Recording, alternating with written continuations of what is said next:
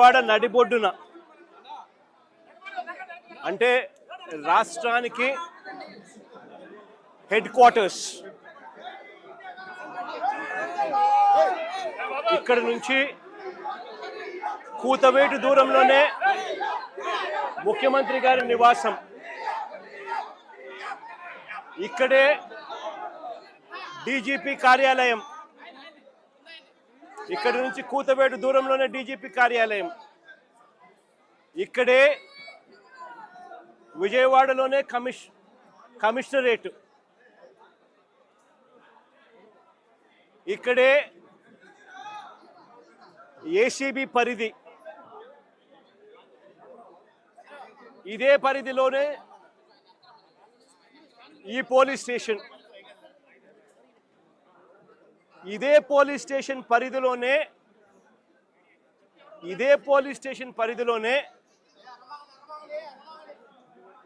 ఈ తల్లి, నా ముందరనే నా పక్కనే ఉన్న ఈ తల్లి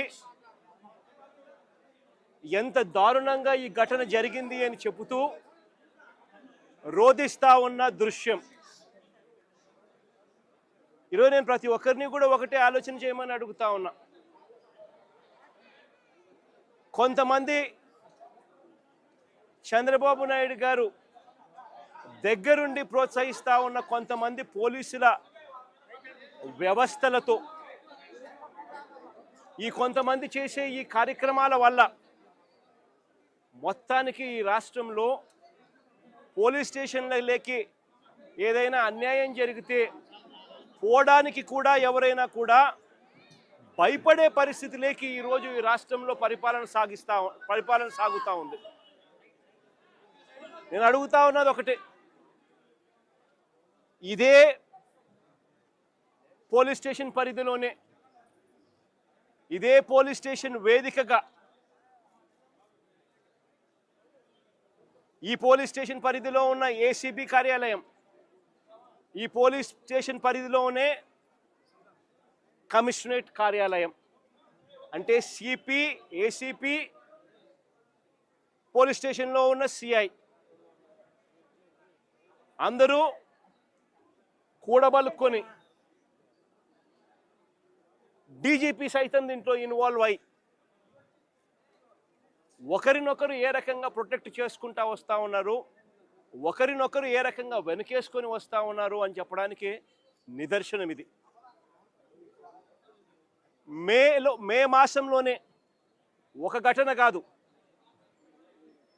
సాయిది ఒక ఘటన అయితే రెండో ఘటన క్రాంతి కుమార్ అనే పిల్లాడిది, రెండో ఘటన సూసైడ్. ఈ సూసైడ్ ఒకసారి వినండి, చూడండి.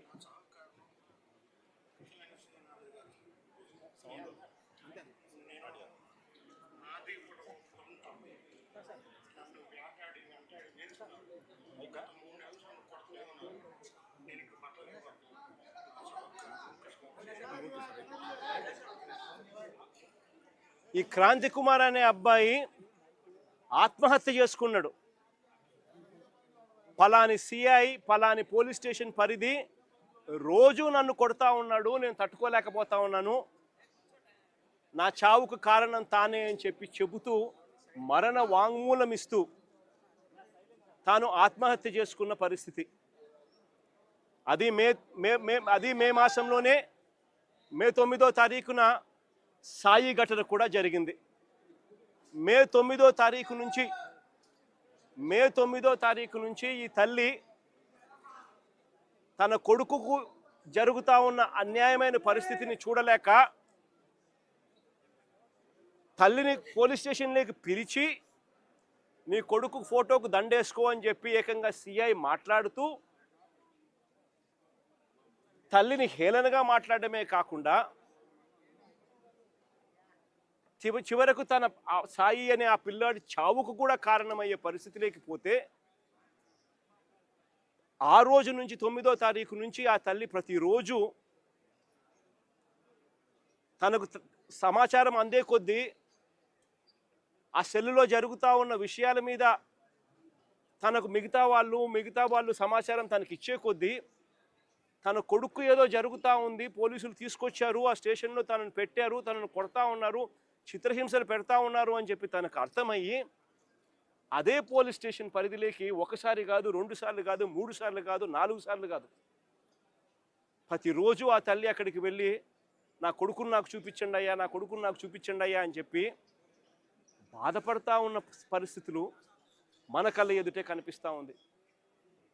ఇది జరిగిన ఘటనను చూసుకొని ఈ తల్లితో పాటు ఆ అబ్బాయి చిన్నమ్మనేమ్మ లాయరు దుర్గమ్మ, ఆ లాయరు వాళ్ళిద్దరూ డీజీపీ ఆఫీస్కి వెళ్ళి ఆ దుర్గమ్మ లాయర్ డీజీపీ ఆఫీస్కి వెళ్ళి రాతపూర్వకంగా ఇది జరుగుతూ ఉంది అని చెప్పి ఏకంగా కంప్లైంట్ ఇవ్వడం జరిగింది.